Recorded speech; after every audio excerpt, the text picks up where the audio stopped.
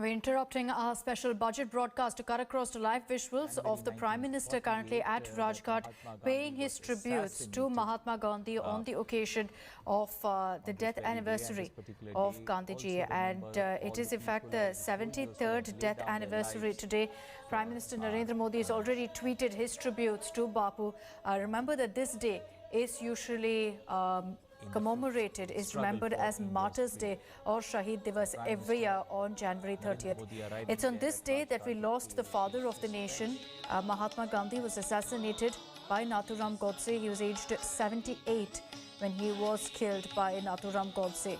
It's a day that the nation remembers and will never really forget. A day that we lost Mahatma Gandhi, and a day also that even now we remember for his ideals, for what he really stood up for. As the Prime Minister pays his tribute here at Rajghat to Mahatma Gandhi, remember that today is also being marked by the farmers with a fast from 9 a.m. till 5 p.m. Let me also tell you what the Prime Minister has said in his tribute. The Prime Minister has time and again spoken about how he believes in upholding the ideals of what Mahatma Gandhi stood for. In his tweet too, he said, tributes to the great Bapu on his Punyatithi. His ideals continue to motivate millions. On Martyrs Day, we recall the heroic sacrifices of all those great women and men who devoted themselves towards India's freedom and the well-being of every Indian. The Prime Minister there paying floral tribute to Mahatma Gandhi on his Punyatithi, on his 73rd death anniversary. It's a day, as I mentioned, that's observed as Martyrs Day, a day when we remember the sacrifices of all of our freedom fighters and all that they went through to ensure that we have the democracy, the freedom that we enjoy today.